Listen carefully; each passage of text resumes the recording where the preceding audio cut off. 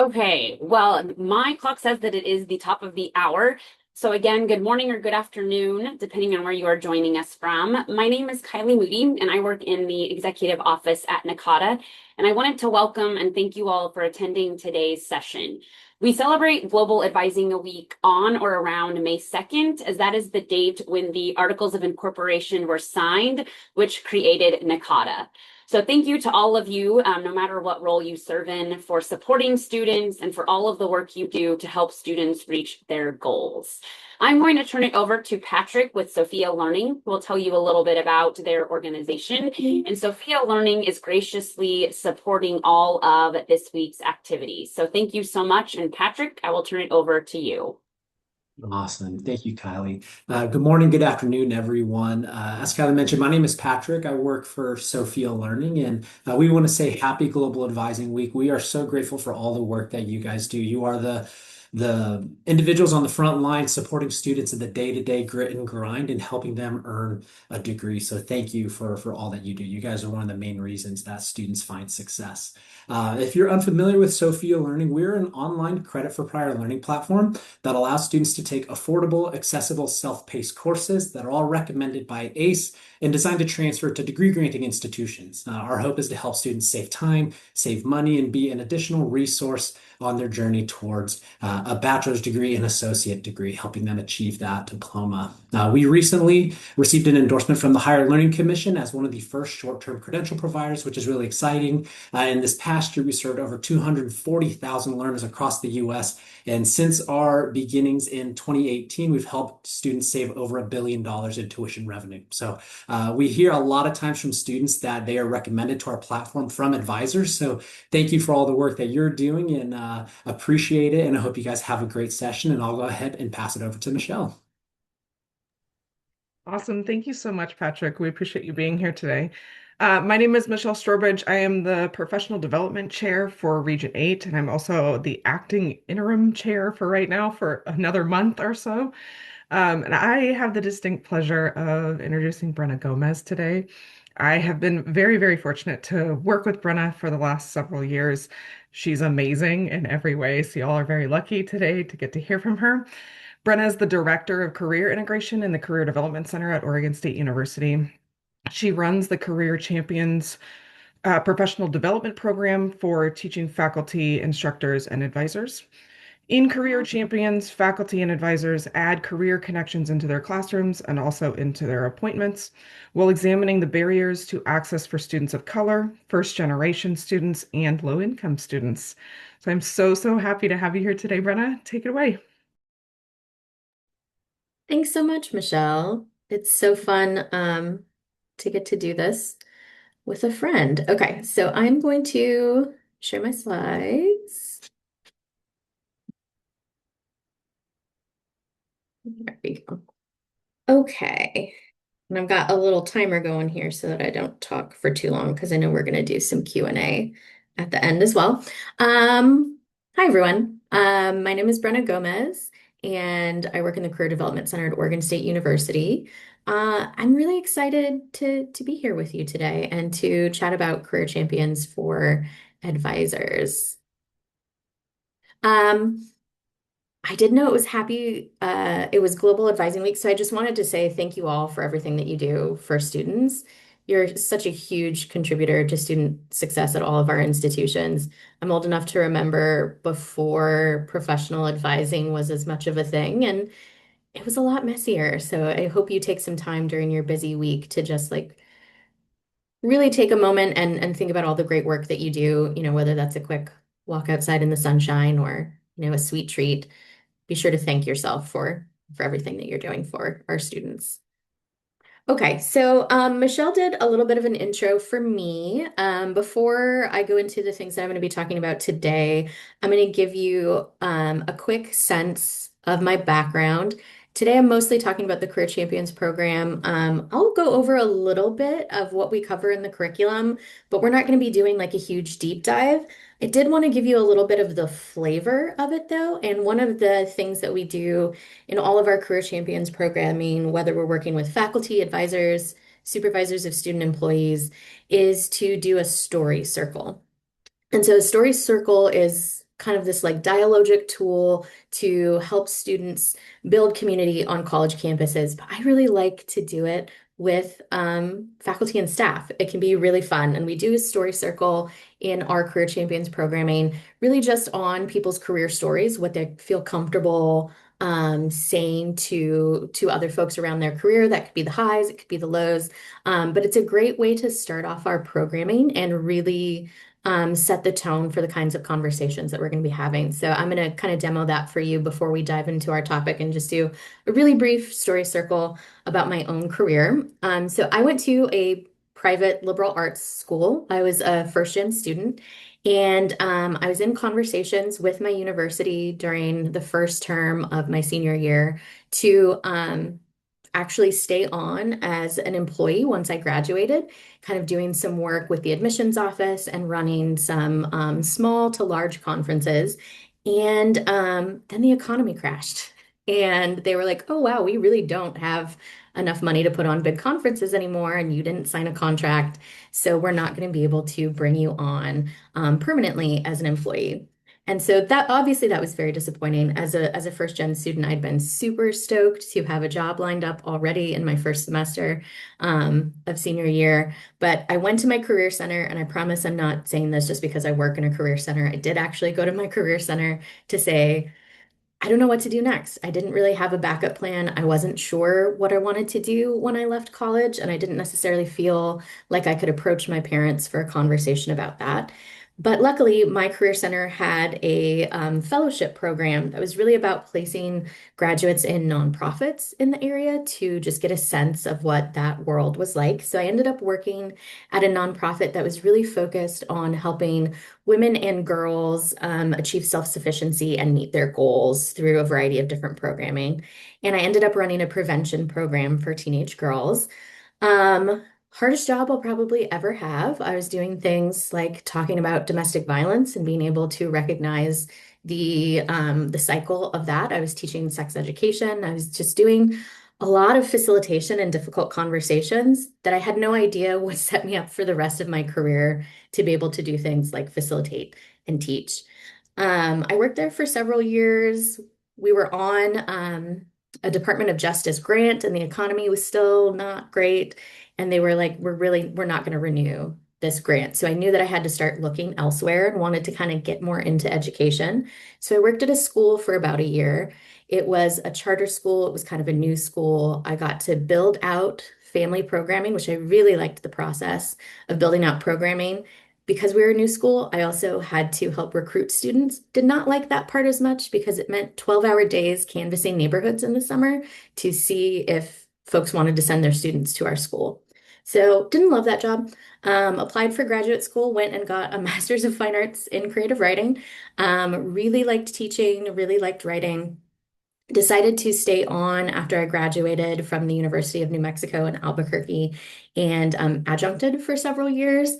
Really liked teaching, was not making a lot of money, was, working at a bookstore to kind of supplement my income, doing a few odds and ends here and there to kind of try to keep my head above water, and was like, this is not, as much as I love higher ed, this is not working. I maybe need to figure something else out. And then I actually ended up coming to Oregon State to work as the University Innovation Alliance Fellow. So that actually gets us into kind of the history of talking about the Career Champions program.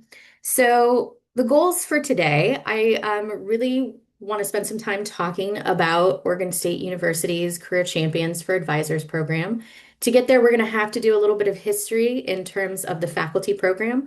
I don't want to belabor that piece too much, but I do want to recognize that at least at Oregon State and maybe at some of your institutions, we do have advisors who are in split appointment roles. So they have a percentage of professional advising, but they maybe also teach an intro to the major course or a few courses here and there.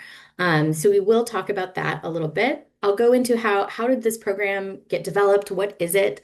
And then at the end, we can talk a little bit about how career centers and advisors can collaborate. Okay, so diving into that history and program development. So I was talking about the University Innovation Alliance. When I first came to OSU after I left adjuncting, this was my first job here, was as the fellow for this program. If you've never heard of the University Innovation Alliance, some of you might be at schools who are part of the UIA, but it's a consortium of universities who are really trying to increase the number of college graduates.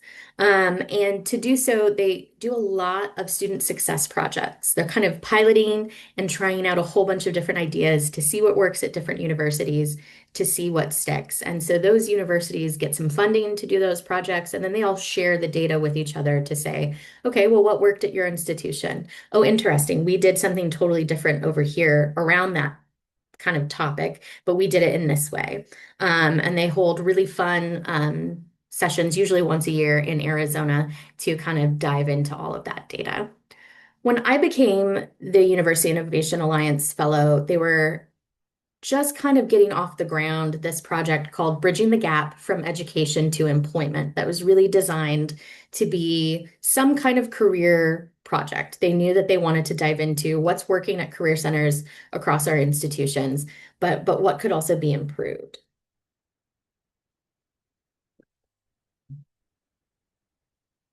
And so sometimes folks ask, like, well, why was career the thing that they decided to focus on at the time?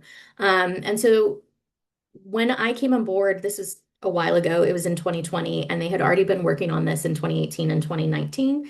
So the themes of the data from that time are kind of the same, but the data itself is different. I want to preface this slide with kind of that statement. Well, some of the things that we were looking at was underemployment. I pulled this most up-to-date data from the Strata Institute for Work and their Talent Disrupted report in 2024. I do want to give another grain of salt to say, like, the economy and the job market has changed a lot since 2024. So this is 2024 data. Let's keep that in mind. Some of the things that they have mentioned in the report, are no longer true. Like, they do talk about STEM being, not a magic bullet for our students, and like students in careers in computer science are usually not underemployed, but that is no longer the case given things like AI. So just some things to kind of temper this with to be thinking about. But generally, the themes are the same, that a lot of students come out of college underemployed. So in 2024, 5 in 10 college students were underemployed in their first job. Underemployment meaning they went to college, they got that college degree, and then they actually got a job that did not require the college degree, which means that their earnings are lower than they could have been, which impacts what they will earn going forward and kind of their full career trajectory, especially because they found that even a decade later, 73% of students who are underemployed tend to remain underemployed. So I know we try to not stress our students out by saying, the first job matters a lot, but it does in terms of the amount of money that they're able to earn and what their career will look like going forward. One interesting tidbit, though, that's in this data is actually that those that study the liberal arts or the humanities seem to eventually kind of work their way out of that underemployment. So if you've never explored the Strata website, I'd encourage you to kind of go take a look at that.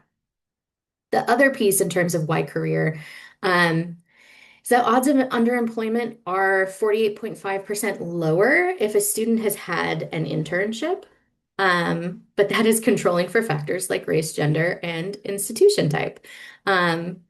So NACE has put out a lot of data, if you're not familiar with NACE, the National Association of Colleges and Employers, around the fact that our Black and Latina students usually don't get internships at the same rate. Also, if we're thinking about, folks who are caregivers, folks who have multiple jobs to support their families, it's going to be a lot harder to get an internship if you're in a situation like that.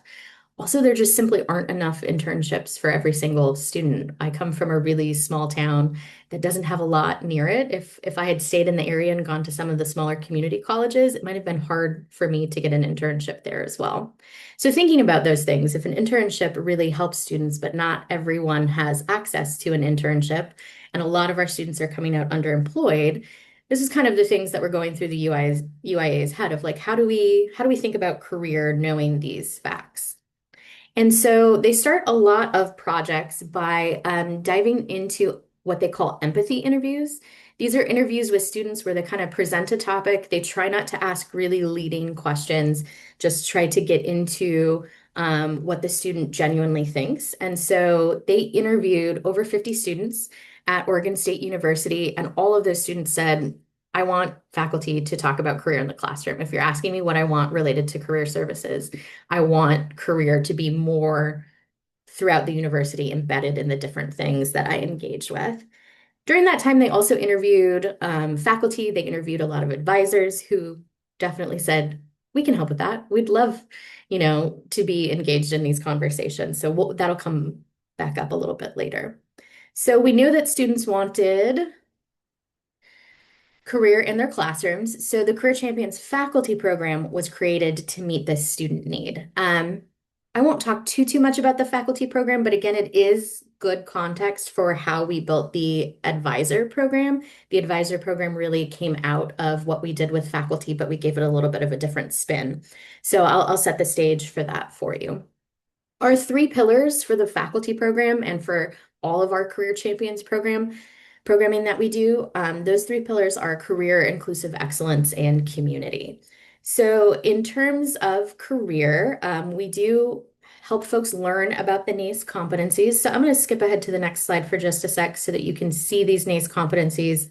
I know a lot of you might be familiar with them, but I never want to assume. So in 2015, the National Association of Colleges and Employers brought together academia and industry to say, what are the top skills that a graduate needs to really be successful in the working world? And they came up with this pretty basic list of skills that students are definitely getting in college, right? Communication, leadership, equity and inclusion, technology, teamwork, career and self-development, critical thinking, and professionalism.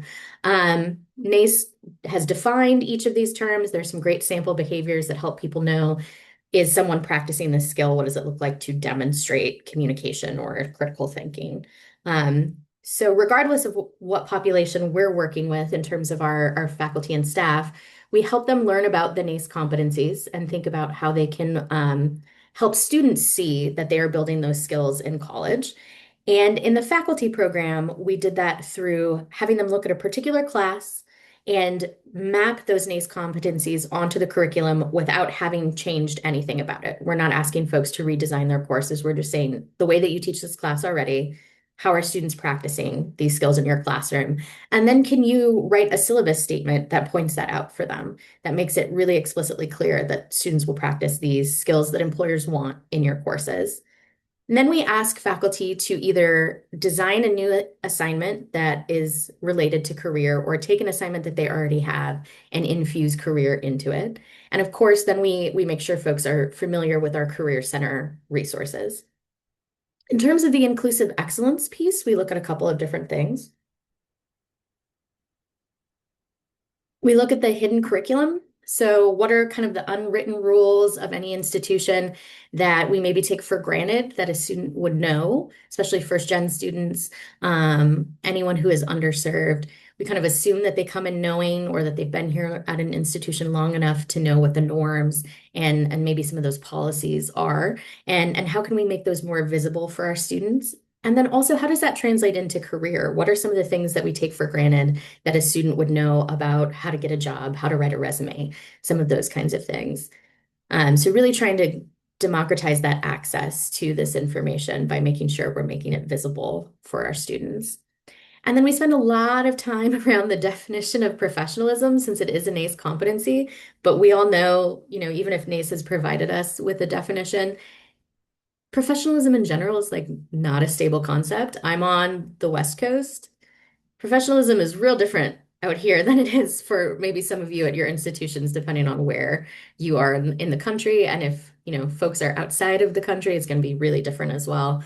So we work with faculty to think through, what is professionalism in your field? Are you defining it for students in your classroom? What does professionalism in your class look like? And who is disadvantaged by different definitions of professionalism? So we have some really good conversations around that. And then there's this community piece where this is folks' kind of favorite part of the program. We always hear a lot of feedback about this. that they get to work with people that they don't work with every single day. We're bringing people from across the institution together to brainstorm, to actually have their syllabus statement and career assignments peer reviewed by other faculty, so that they can get some interesting feedback and just kind of have some creativity that they maybe don't normally get to have in their day-to-day work with just the same folks at the same faculty meetings. So this is the faculty program. That's kind of the basis for where we got to with the advising program. To give you a sense of the modality and kind of how the pilots of this went, the original pilot that we did was in 2020. It was 3 weeks long, and it was just too intense. We got a lot of feedback on that it was too much of an intensive.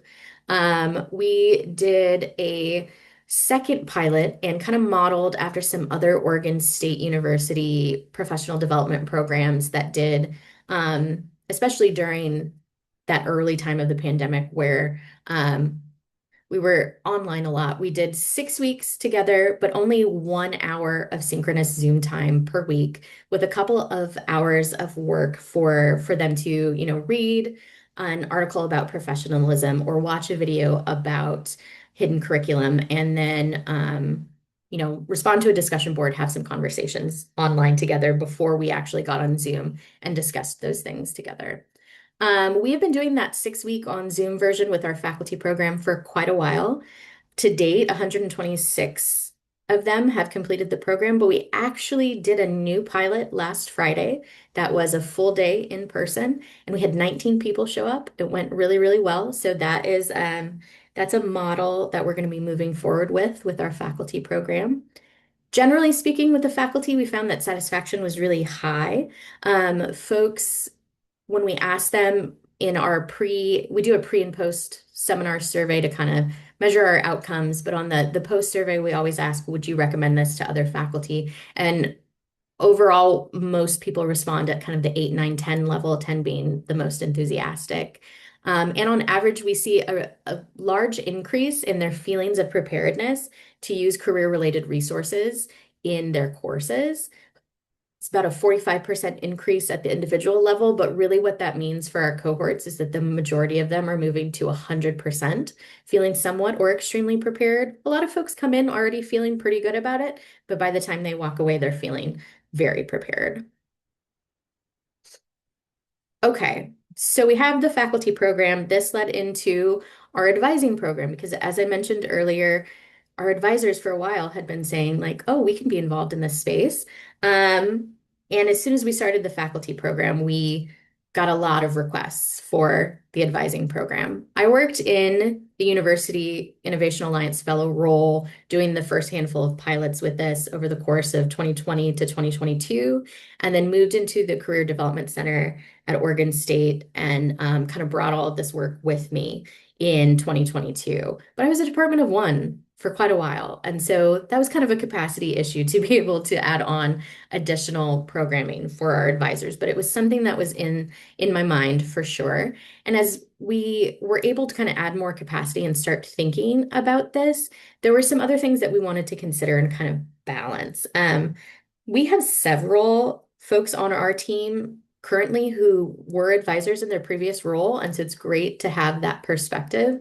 And in conversations with those folks, we knew that we didn't want to be sort of patronizing in our tone when working with advisors, because we know that y'all do this all the time. Y'all are already having a lot of great discussions around career. And so we didn't want to come in with kind of an off-putting vibe in terms of telling folks what to do.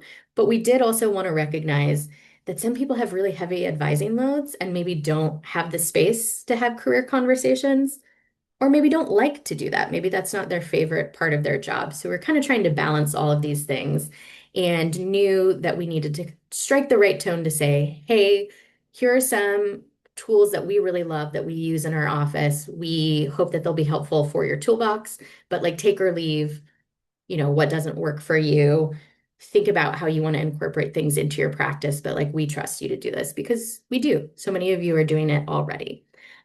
We also knew that the programming needed to be shorter. We knew there was no way that we were going to get advisors for 6 weeks just with like the level of appointments that y'all are doing.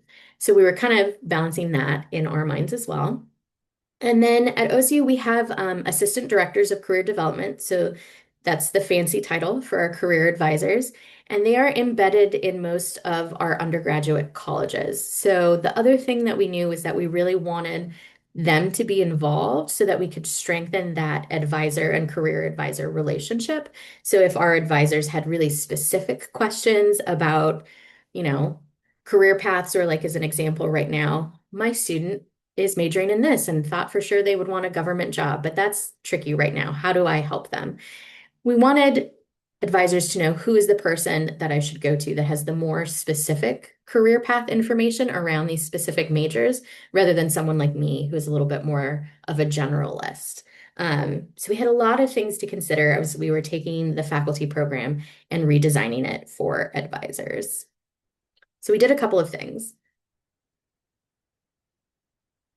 To start off, we were not sure where to start with a pilot, and then just kind of, serendipity, someone from the College of Engineering here approached me and was like, oh my gosh, what if we did a pilot? So that was very easy then to figure out. They wanted to do a 3-week program in the summer, which I thought was an interesting choice given that we have orientation during the summer. But it was when made the most sense that particular year. I think it was 2023. So we were like, okay, let's do it. We're going to do about a 3-week program. And to get that career advisor involved, they co-facilitate with me. So anytime that I work with a particular college at Oregon State, the career advisor there is the person who's helping to design the materials and co-facilitating the sessions. We did 1 hour of asynchronous work on their own. We eliminated the discussion board. We were like, you guys are too busy. We're just going to make sure that you have the materials, and then still do those 1 hour synchronous Zoom sessions per week. And we stayed on similar topics, but we gave it more of an advising bent. So we still talked about the hidden curriculum. And in this first pilot, folks loved talking about hidden curriculum. The advisors who were in those sessions said, oh my gosh, making the hidden curriculum visible to students is what I do every day. That's a lot of my advising meetings that I have, is talking through, how this bureaucratic system works and how students can make their way through XYZ policy or process. So we had some really great conversations around that. We also talked about the NACE competencies. They are embedded in our new general education. So we have some required career courses that now have the NACE competencies embedded in them. At the time of this pilot, that was in the future. We didn't know exactly what that would look like, but we wanted to make sure that our advisors felt comfortable talking about those NACE competencies. We talked about career resources and tools. And then instead of doing a syllabus statement or a career assignment, we did the creation of an advisor action plan. So pretty straightforward, about a page or less. And we really gave folks kind of free rein to make this look like what made the most sense for them. We just wanted to hear, after these conversations, after hearing a little bit in more depth about the tools and resources that our career advisors like to use, what did you pull out to incorporate into your own personal advising practice? And some folks, wrote like a little paper and let us know what was most valuable to them. We had folks who, one person made this really beautiful chart that was so in depth. It was like, when my students are second years during this term, I will send this email, and then this term I will do this thing. So we gave folks full agency to make it make sense for them. We had some folks who submitted different little messages in their email signatures related to career fairs or career resources during particular times of the year. So folks were really creative in what they could submit for their advisor action plan. So what did we figure out from doing this first pilot? We got a lot of folks who were like, I want to do this in person. So we started rotating the modality. So we'll do a session in person, and then we'll do a session remotely, because we do have some advisors who work remotely and we want to try to capture as many folks as we can. So we just kind of rotate each time that we are able to do it. And then we had really good conversations, but we felt like we needed a little bit more room so that we didn't feel too rushed. So now we do 90-minute sessions for each of our 3 sessions so that we can get a little bit deeper. The other thing that we found was really that the time of the term is important. As I mentioned, the first time we did this, it was in the summer, and it actually went really well, but scheduling was hard for folks. So the next time that we did it, we really talked with college admin and some advisors, and what made the most sense was to actually move towards the end of the term when there are slightly less appointments for our advisors, typically try to stay away from peak advising times, of course. But usually for us during week 10 and finals week felt like a good area to target. And we moved to, instead of spreading out the 3 sessions, kind of condensing them. So we'll often do Monday, Wednesday, Monday with 90 minutes each. And then within a week and a half, you take in the professional development program, or like a Tuesday, Thursday, Tuesday to kind of keep it all tied together. We really saw an improved advisor understanding of the function of our career advisors. Um, Folks were not sure exactly how the career advisor role worked. So all of our career advisors are technically employees in student affairs in the Career Development Center, but they have a dotted line into their college. And we learned that some folks had not been clear on that. They weren't sure if they're were distinct career development centers, if they were sort of offshoots. We spent some time kind of clarifying that for folks, and that seemed to be really helpful. And then we saw a really big increase in folks understanding how and when to make referrals to the Career Center. One of the resources that we created was actually a referral guide that kind of takes folks through. So if a student has sort of a basic career question, what are the resources that you can send them to on our website so that they can start the process of digging into their career kind of on their own? And then as things get more complex, when does it make sense to refer them to a peer advisor or to our career advising professional staff? So we have that laid out for folks, and that seemed to also really help clarify things, particularly in the College of Engineering, it's a very big college. There are like 10,000 students, and we have one career advisor. So thinking through that flow is really important for them. We've also seen over the last couple of years, as we've continued to do this, we've had some folks come back and take it again. They said that they wanted to kind of check their work to see if they achieved the goals that they put in that first advising action plan. And then they develop a new one to kind of move forward with those goals around career. So in terms of thinking about what's next, we have had 42% of all of the advisors in the College of Engineering have taken this program. And now it's pretty clear that we need to expand just beyond the College of Engineering. We've done this a few times. It feels a little bit more solid than a pilot. So we are starting to move into working with other colleges and trying to get every college up to kind of close to 50%. We've also done some combined sessions just when it made sense. Our College of Health had asked pretty quickly after engineering if they could have a session. So we've done some combined sessions with them. The first one we did, I think it was successful, but it was a little off balance in terms of numbers. And so we knew if we wanted to do it again, we had to have kind of the same level of folks so it doesn't feel too engineering heavy or too health heavy. It feels kind of balanced. So we've got another one of those combined sessions with engineering and health coming up next month that we're really excited about. And the numbers are like really perfectly balanced. So we think it'll be a really great session. And of course, I am working with the career advisor in each of those colleges to coordinate with folks. Because again, sometimes summer does make the most sense for a particular college. Sometimes winter term is better, sometimes spring, almost never fall. I think as we're getting back into the academic year, we need to catch our breath, and then we can think about things like professional development. But we are taking this to the rest of the university, and we're really excited about that. So in terms of thinking about how advisors and career advisors can work together on this, since we're all in that space of doing career conversations. This really came out of an invitation from OSU's Advising Coffee Talk Committee. They put together these great conversations, and they invited a few of us to come to that and speak about career development. And so a couple of my colleagues and myself went to do that. And that was where we created that referral chart to give them something to think about. And then from there, it became really clear, like, oh, we should have this professional development program for advisors. So, if you're someone who is in charge of a committee like that, that can invite folks in, invite some career professionals into these advising spaces so that you can hear about, especially with how the job market is right now, what are the current trends that they're seeing? What are their favorite tools that your career center has that they like to use? What are the websites that they like to go to the most so that you can hear about their favorite tools? And then do that kind of cross knowledge share. You all have really great information from talking to students all the time about career advising. What are the questions that you're asked most often? I can pretty much guarantee that the career professionals at your university are going to want to hear what students are asking most often right now. Is that different for seniors than it is for freshmen, or are folks all kind of really anxious about the job market, even though we can't predict what the next 5 to 10 years will look like with that?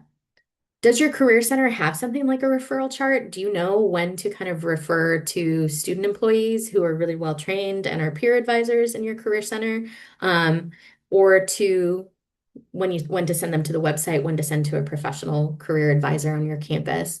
Can you ask for one? Is that a resource that they can provide for you? Obviously, if they have a Career Champions program, I'm a huge advocate of those. It'd be great if you can take one. If they don't have the capacity to do that, could they create a module of resources for you all to take a look at? And again, I think the most important thing is to kind of do that information sharing, because you all have really great tools that you're using. It would be great if you can all share them with each other. Okay. That is what I have. That's kind of a crash course in Career Champions at Oregon State. I'm going to stop sharing so that I can see folks' faces and the chat. I will also say we have recently moved into working with supervisors of student employees, and that Career Champions program still talks about the hidden curriculum and the NACE competencies, but has a much different bent that is much more about like thinking about leadership styles and mentoring and giving feedback on the job.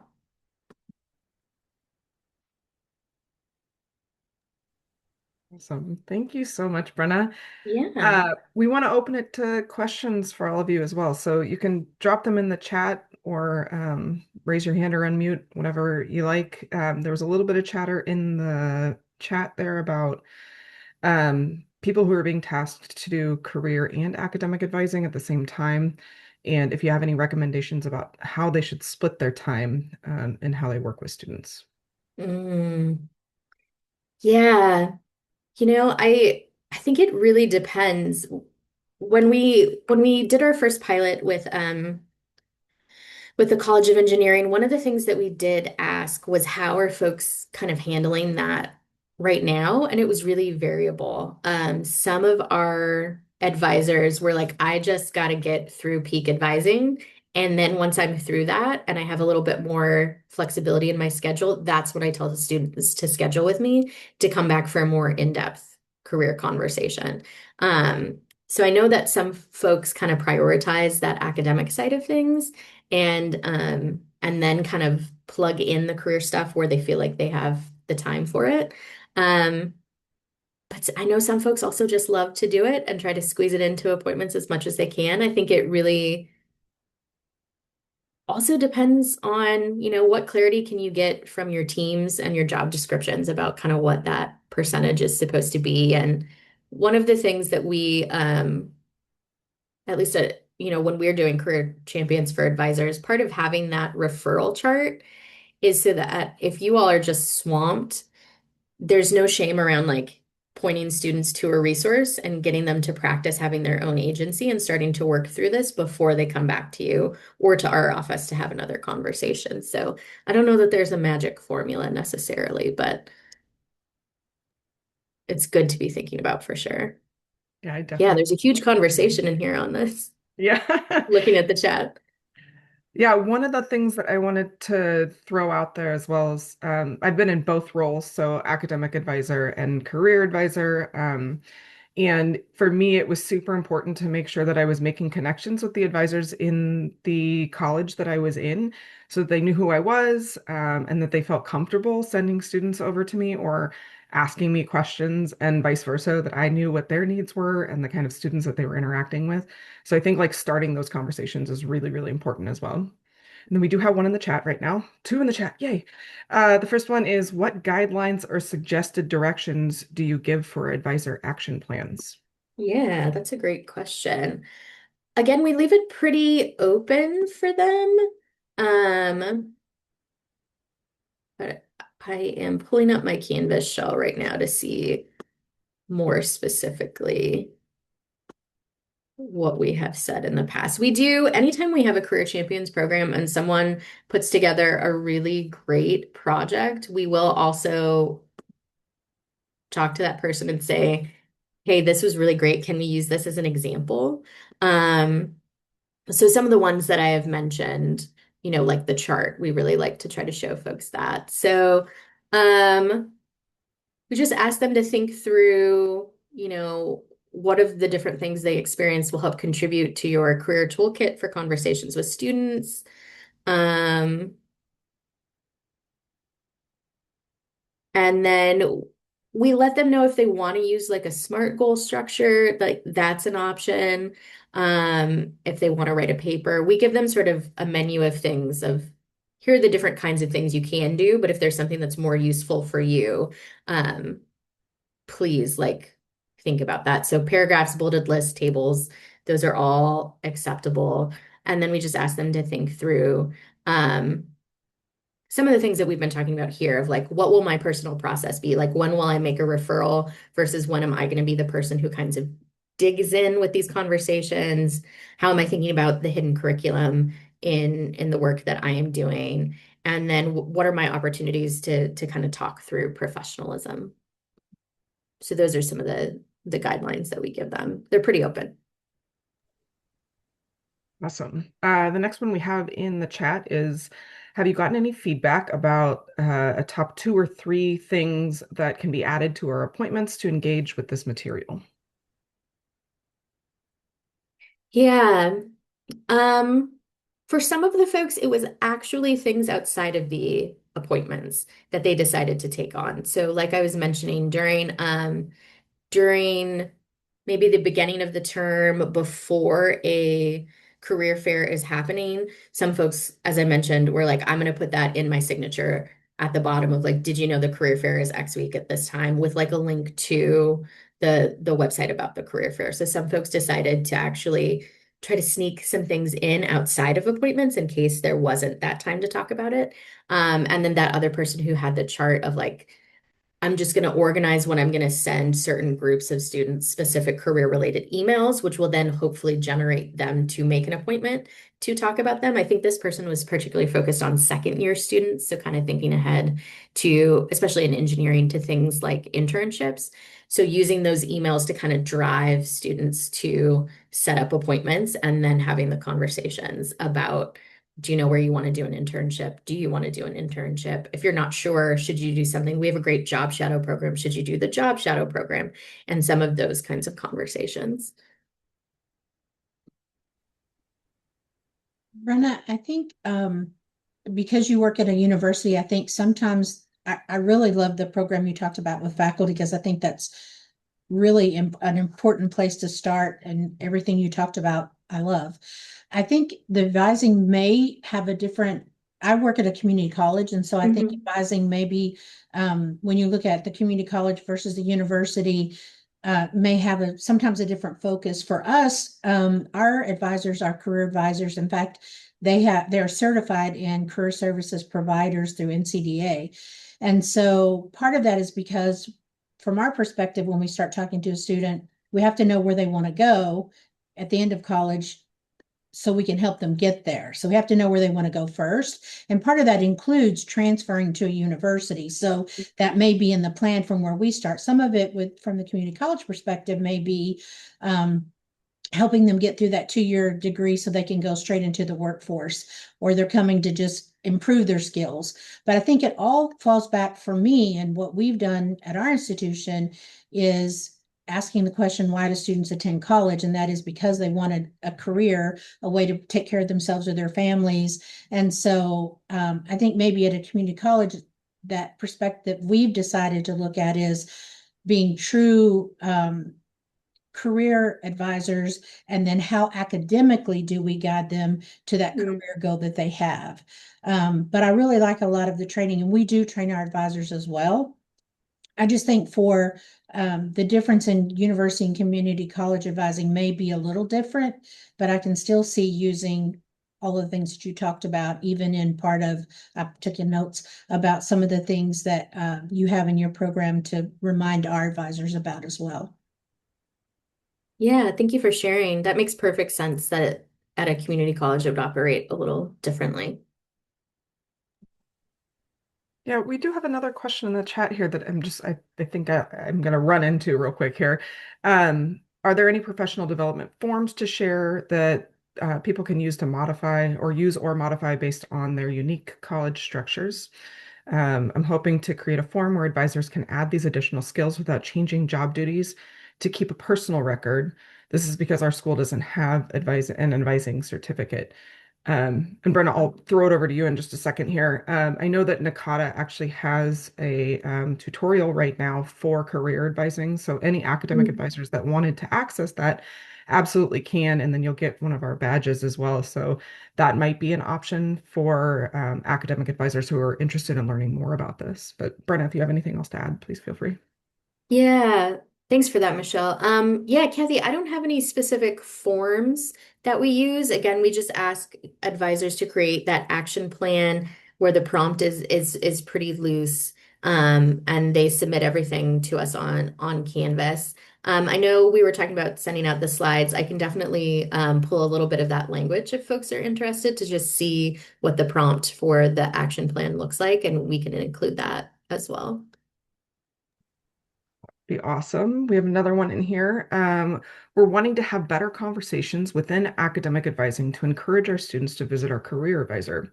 How do we approach this with our career center when at this point their responses are just send them to us? Hmm. Yeah, that's super interesting, Tiffany. Thanks for that. Yeah, I mean, I think it at OSU we have the benefit, right, of having, I think at one point we had three former advisors on our team when Michelle was working with us. So we have a lot of like respect and honoring for the advisor role and the embeddedness of our career advisors within each college, which I know are kind of unique circumstances. Um, But I think some of it depends, Tiffany, on what the structure of your university looks like and why something like a referral chart is helpful. And I don't want to just keep harping on that point, but depending on what the referral structure is, and if you have those different tiers of student employees who are kind of the first line of defense and take career appointments, or if it's just the career advisor, if it's a much smaller team, all of that kind of information I do think matters. Um, and some of it is around, like how present on campus is your career center? Are students aware of it? Are career advisors, out there enough that folks feel like, oh yeah, I see Michelle in Bexell all the time wandering around. I know where her office is. I feel comfortable going to talk to her. Like some of it is about that cultural dynamics. So some of it might be, changing some of the culture slowly, but starting with how and when the referral process should happen can be an easier place to start to kind of embed that. Um, I can second that for you. I started offering times in my office for advisors to come and just hang out with me. I was like, please come be my friend. Just because I knew what it felt like being on the opposite end of that, and also being in the academic advising space and then moving over to a career space. There was always like this weird tension that like floated around between academic advising and career advising. And I was like, we're all trying to do the same thing with our students. So I actually also held a series of luncheons as well. So I like paid to have academic advisors come hang out and give us some feedback on, what they needed from the office, or if we were not offering like the kinds of, I don't know, resources or whatnot that they would need to try and like build that bridge a little bit more. I know nobody really has the budget for these things anymore, but at the time it was really effective to kind of, I don't know, just get in front of them and let them know that I was there to support them as well. Um, so let me just scroll up. All of these chats are coming in real fast. They are. Do you have a process to flag or make active referrals between offices? We use the online system and also have personal relationships between advisors. We can make more personal introductions to support the pass off between offices. Do you have any suggestions for that? I feel like the tool that we have was supposed to do that, but I don't know that it's ever gotten there, right, Michelle? Yep. Yep, Yeah. agree. Yeah, Yeah. So we have a tool that was supposed to kind of help with the active referral piece. Um, but I don't think it has been developed that far because there have been some hiccups in terms of scheduling with folks. So I think in our situation, we are relying on that relational piece quite a lot to make sure that advisors and career advisors know each other, um, and can kind of make those warm handoffs via email since we can't do that within our online system as easily as we had hoped to. agree. Um, There's a question here of what advice or tools do you use to gain industry specific information? I'm gonna jump in real quick and then I'll pass it over to you as well, Brenna. I recommend Onet to like everybody. It's such a cool site. It has so many tools within it that you can help a student kind of explore what kind of career families exist and then those specific skills within those families as well. The other really cool part is if they look up a title and it looks semi-interesting, ONET will also offer up additional titles for that student to explore. So it just snowballs into this effect where students have a really good idea of like, I have these skills or I'm really passionate about this thing. These are some of the job titles that exist within that realm. I recommend this over and over again.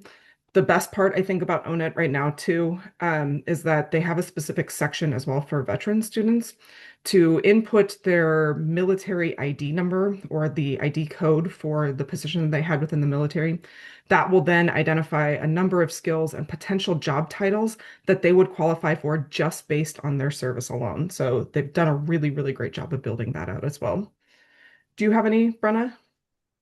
Um, It's pretty similar because Lightcast pulls from Onet, right? So I like Lightcast just in terms, it's basically the same information, it just displays it a little differently. I think if I am showing a student, I like to look at the way Lightcast, which if you look at our website, I'll put the link in the chat for just our general website, and you scroll down to the section kind of towards the bottom that says labor market insights.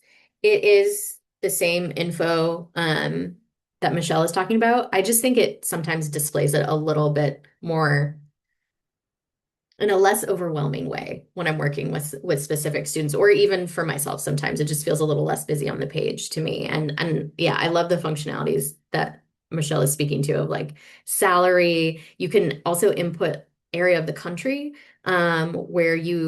where the student is thinking that they want to be. I think that's really helpful. It shows the degrees that they need. So basically the same tool, just a little bit of a different display.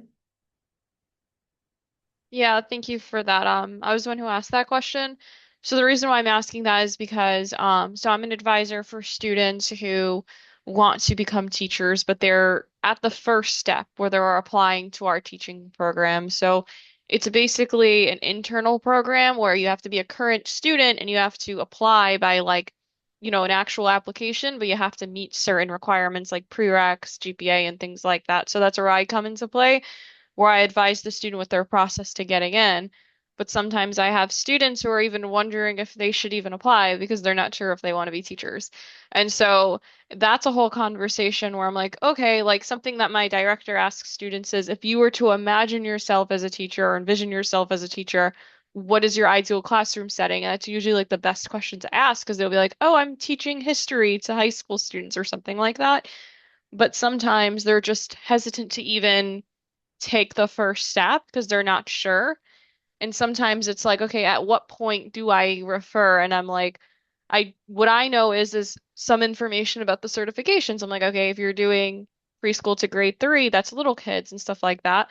but there's only so much I can talk about in being a teacher because I actually never worked in a K to 12 setting. Mhm. So I was just wondering that because of like what point do I refer them? And then also I appreciate the tools because sometimes they ask me like, would this type of teaching science, would that really make me more money than the others and stuff like that? So I think that would help in terms of statistics.